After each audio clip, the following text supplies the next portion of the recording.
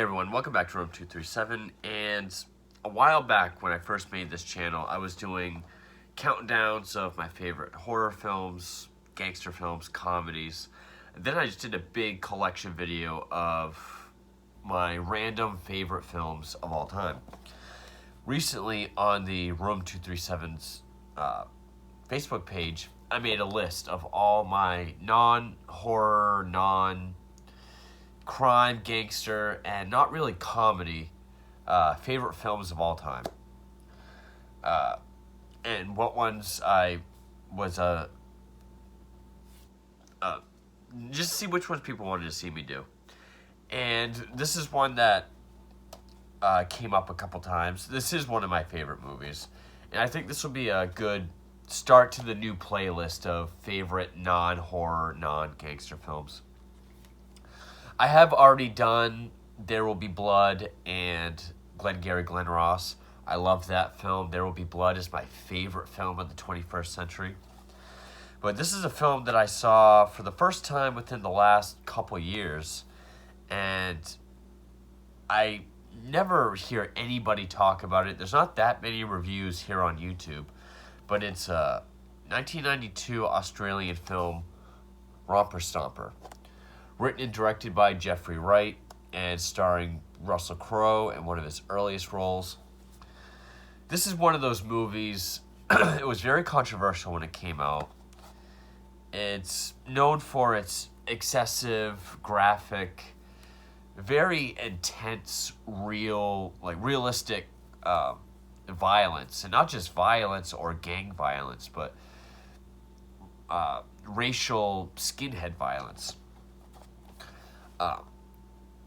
You can almost put it in the same category as like Clockwork Orange meets American History X, even though this came out 7 years before American History X. But when it first came out, it was actually compared to Clockwork Orange. It was like Clockwork Orange of this generation. And I've talked about this in my review for Goodfellas, because I watched one review for this here on YouTube, and there was a comment saying, oh, graphic, yeah, like this is graphic. Mentioned a horror movie and then like a scene that happened in it, but oh yeah, this is definitely graphic. There's a difference between realistic, stylized violence and gory, bloody violence in a horror film. I'll put movies like Clockwork Orange, this, American History X, movies like Goodfellas, Casino. I consider those to be way more violent and way more effectively violent than, say, something like Saw or Hostel. Big difference between violence and gore. And this has plenty of violence. Of course, like American History X, this isn't really a movie that glamorizes or sides with the skinheads. Because it is about an Australian gang of skinheads, which actually the writer-director Jeffrey Wright was inspired by a Melbourne neo-Nazi named Dane Sweetman, which was the skinhead that was serving a life sentence, and Jeffrey Wright wanted to meet up with him, but it just couldn't happen.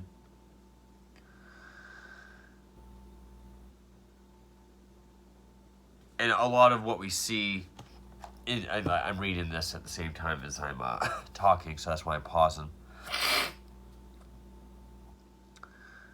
But some of the characters in this film are people that Dane Sweetman was actually friends with, including the girlfriend character Gabrielle, the best friend Davy, and some of the other punk girls that we see here and there in the film. So it's not really like a biography, but it's very heavily inspired by the life of this street skinhead punk Dane Sweetman. This is probably my favorite performance by Russell Crowe. The term Romper Stomper, for those that don't know, it was a toy back in like the 80s or 90s of those like blocks that kids put on their feet. They have strings and they walk around. It makes like a clacking sound.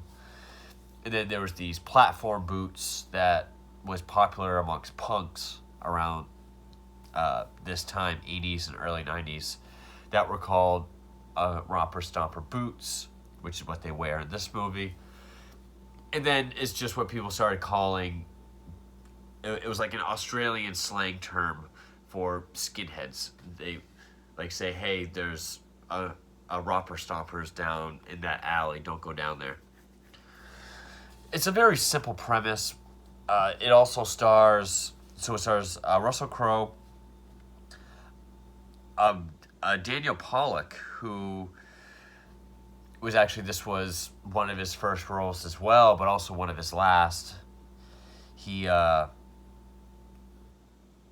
committed suicide shortly after. Actually, I don't even know if this was released yet. Just prior to the release of Romper Stomper, he committed suicide. He walked in front of a train. I think he was battling depression, and there was some illegal issues that was going on. He had a court date and potential prison time coming up, so he stepped in front of a train. Russell Crowe went on to write a song about it. But also stars Jacqueline McKenzie. This was one of her first roles as well, as Gabrielle. Other people like Tony Lee, who I think was a skinhead. Alex Scott as Gabrielle's father. James McKenna as Bubs. Dan Wiley as Cackles. John Brumpton as Magoo.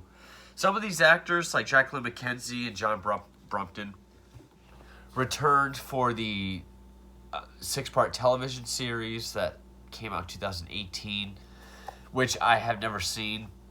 Maybe I'll check it out. But what I really like about this movie is, one, the very simple story. Two, I love the way it's shot. It's very low budget feeling. It's got this very gritty, raw feel to it. It's one of those movies, kind of like Taxi Driver or Maniac, where like when you watch it, you feel kind of filthy, like you need to take a shower, but for very different reasons. It was made for $1.6 million in Australian money. The soundtrack has a great score by John Clifford White, but also features songs by a lot of the sort of punk, the racist neo-Nazi punk movement of the time has songs from that in it. It opens up with we see I believe it's a Vietnamese brother and sister. She's on a skateboard, he's pushing her. They go down this alleyway where in slow motion we see all these kind of skinheads are making faces at her. And then Russell Crowe as our lead Hando, who has, he's got like black bone tattoos down his neck and down his arms. He's got like a long black trench coat with swastika pins all over it. And he grabs the guy and he's like, I'm going to tell you this, it's not your country. And then they all just proceed to beat the piss out of him, his friend, and even his sister. It's even somewhat shot like that opening shot of Clockwork Orange after the milk bar when they beat the old man. It's shot very similar to that with the blue, almost natural light, or seems like natural light. Wow, I keep doing that. I keep doing that too. I'm just a mess tonight, ain't I? Wow. Just destroy everything. And so they hang out at this pub. They see more Vietnamese coming by. One night, Hando sees this blonde girl named Gabrielle, who she's a drug addict that's prone to seizures. She just had her father and this guy get her abusive, drug-addicted boyfriend arrested so she can get away from him. But it's heavily implied, that her father has a sexual relationship with her. So this night at the pub, the skinheads are all drinking. Hando sees this girl. His best friend is Davey, played by Daniel Pollock. The next shot is them in this mall. They're making out. Hando and Gabe. And I mean, the costumes are great. I mean, they got like the wrestling platform boots, high water pants, the suspenders, the sweater vests, the jackets. Really looking like 80s, early 90s punks, skinhead punks. They steal a jacket for Gabe. They go back to Hando's place, where I'm guessing all the skinheads kind of live together. Then there are some scenes where it will go in slow motion and we'll kind of hear like this almost like lion roar whenever something violent's happening, usually coming from Hando.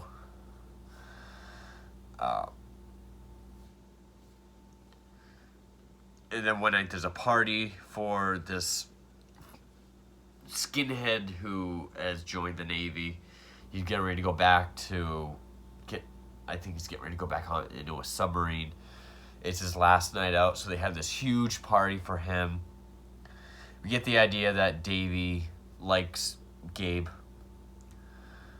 So we get these scenes of everyone partying and drinking, fighting for fun, Davey hitting a punching bag, Hando and Gabe having sex. The next day, a close friend of theirs named Magoo comes by with a Hitler Youth knife that I'm thinking he stole from a museum. Davey buys it. And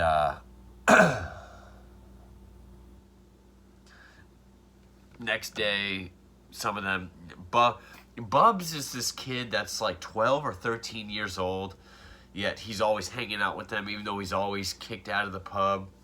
He's even shown having sex with one of these goth girls that's always hanging out with the gang. But the night after this party, Bubs and this other guy are down at the pub. And the owner of the pub just sold it to these Vietnamese. Which earlier, while all the skinheads are in the pub, they're like, why do you let them in here? This is our place. And the pub owner's like, no, this is my place. They don't bother me. But he sells the pub to Vietnamese. There's the guy and his two sons. They're looking around the pub to make some changes. Bubs and the other guy go back to Hando's place to get him and all the skinheads. They all show up to beat up these two kids. But they're part of this Vietnamese group that the ones that were beat up at the beginning of the film, the two guys and the sister, they had already conspired that the next time we see these skinheads, we have guys from the factory, we have guys all over the place that will come and help us. So, while the new pub owners are getting beat up, one of them runs off to get help. And they just get truckload. They all tell people, and there's truckloads of Vietnamese that show up, start beating up the skinhead gang. A couple of them, I think, even get killed. They end up having to go back to their place. Hando thinks they're going to fight him off, but everyone else is just terrified. So they have to escape through the roof, go across the roof. The Vietnamese just destroy, burn down their quarters, their home. They end up at this warehouse where there's these hippie squatters that they beat up and kick out. Hang out there for a while. Then they realize that they don't really have money for anything. They gotta find a way to get money and buy guns. Have money probably to buy like food and shit, but also to buy guns.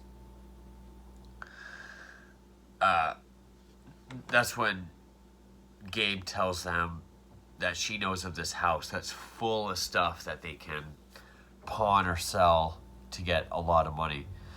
So they go to her father's house, and she doesn't tell them who he is. Her father's very rich. I guess he's a filmmaker and an artist. He tries to have sex with her, but then Hando comes in. They kind of beat him up. They take stuff, statues, artwork, TVs, VCRs. And he has like a Rolls Royce in the garage. They're going to take that to sell that as well. But then it all goes to shit because they start trashing just the everyday car that they were going to leave him. So while they're trashing the car, Gabrielle's dad breaks free. He was tied to the back of the toilet with a tie. Gabrielle goes to smash something in front of him, breaks the toilet. He's able to cut the tie and break free.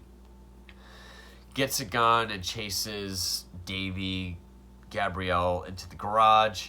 They all have to get into the piece of shit junked up car, drive off, leaving the expensive car with all the stolen goods inside of it. So it's a botched burglary. Get back to the warehouse, and Hando's all upset that it went wrong. Gabrielle finally, he starts yelling at and berating Gabrielle. He hits and breaks up with her right then because she calls him a loser. Which it is kind of a funny scene because, again, Bubs is like 12 or 13 years old. So when she's like, "You're a loser," Hando jumps up to like hit her, and Bubs is just like kind of a funny actor. Davy and Gabrielle have already talked about how they kind of like each other, so when Hando throws her out, Davy opts to leave as well.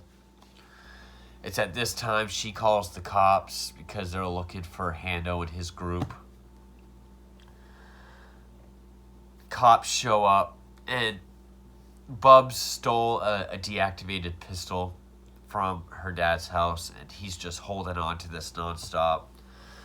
Cops show up, he raises the gun, and they shoot him. He knows it's deactivated. So they shoot him in the head, kill him. They arrest the other skinheads, but Hando's able to get away. He finds Davy at his German grandmother's house. Davy and Gabrielle spent the night together. And he convinces them to go on the run. So they steal a car. They're at a convenience store where Hando strangles the foreign clerk. They steal the gas, food, drinks, whatever. They end up at the beach. And it's here Hando tries to convince Davy, his lifelong friend, to just leave her. Just leave her somewhere. Let's go together. We're in this together. Fuck her. She overhears. thinks they're conspiring together, sets fire to the car, tells Hando she's the one that calls the cops, so he chases her through the beach. He tries strangling her, tries drowning her, tries smothering her in the sand. Davey fights her off each time. And then finally he takes his Hitler Youth knife, stabs Hando. And that's when he staggers off and finally dies. All the while, there's a tourist bus full of Vietnamese tourists that pull up to the burning car. They look down over the cliff and they see Davy and Gabrielle. So, but it implies that they're willing to help them, because these two Vietnamese women kind of look at each other and ask, are they all right? So they're willing to help them, and Davy kills Hando with the Hitler Youth knife. So a little bit of symbolism. And that's the end of the movie. It ends with like a sideways view of the waves crashing as if it's Hando's dying vision, with the kind of theme music, which is like this bass, like. I do love the music. I love the gritty cinematography of this. It's very raw and intimate. The performances are excellent, in like a very low budget kind of way. You can definitely see how Russell Crowe was able to come out of this as a big star. He really goes for it in this. You can kind of tell he's playing Hando like his mental state is starting to deteriorate the more the film goes, as if the anger and rage within him is just sort of destructing whatever's left. Like before they decide to abandon their home while the Vietnamese are crashing through, he kind of has this moment before he comes to, is like, all right, we'll leave through the roof. And then while he's trying to kill Gabrielle, it's like the slow motion with like the almost harmonized roaring sounds. So it's got some style to it. I definitely see like the Clockwork Orange reference, because it is kind of gang violence, but it's more race against race. And again, it doesn't glorify racism. The lead skinhead definitely gets what he deserves at the end. And earlier I said one of those movies that you feel like you have to shower afterwards, just because like where they live and the warehouse where they're staying is just very filthy and grimy, and just the way it's filmed, just the grittiness of the cinematography really picks up that grime. So it's just a very, very well done, raw, visceral, intimate look at just this group of young skinheads that were sort of the epitome of the neo-Nazi punk movement of the 80s and early 90s in Australia, who, really the only one that shows any true interest in being a skinhead is Hando. The rest all sort of just seem like it's a lifestyle that they got into. But Hando has a bedroom full of, Nazi World War II helmets and flags. There's a part where he reads a passage from Mein Kampf to Gabrielle. Talks about how, he's proud of his white heritage, white blood. He has a map of the city where all the non-white businesses are, and how it's growing in numbers over the years. So he's really the one that is sort of the the real skinhead, where it seems like the other ones, although yes, they do seem very real when they're fighting and hitting these people, but it seems like it's a lifestyle that they kind of fell into, that they don't wholeheartedly believe in like he does, which is an interesting aspect. And Davey, who just sort of falls out of it because of the unpredictability of everything and how dangerous it gets and how it's not fair to treat people that way and to be racist. It really seems like, because he takes all of his Nazi patches off his jacket when he goes home to his grandmother, because she doesn't know he's in a gang like that.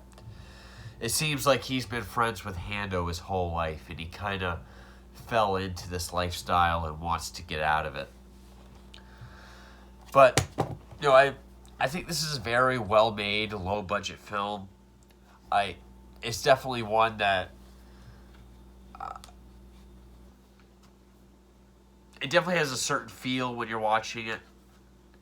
It, like Clockwork Orange again, we see how they reign and how violent they are at the beginning.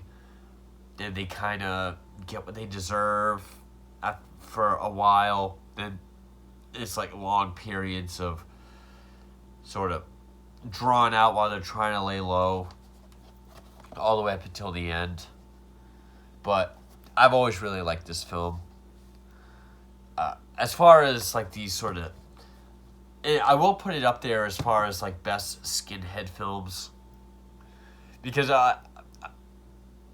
I do like movies where actors are really willing to just physically and mentally just put themselves into that kind of person. And I put it up there with American History X. I will say that is more of like there's a lot more to look into with American History X. That's another one I plan on talking about. And that definitely feels more like a big studio release with a lot to look into, a lot to say, a lot to analyze. Where this is really straightforward. Like this is the kind of movie that shows you, if you're in a skinhead gang, this is probably what you're gonna be like. This is what can happen to you, and this is sort of the life you'll be. This is sort of the life you'll lead if you choose to do that. So this one's more straightforward and visceral, and it's shot beautifully. I love the way it's shot. I love the simplistic score and shooting. All of the performances are great. I really like Romper Stomper. So this is one of my favorite non-horror, non-mafia crime movies of all time. Thank you for watching.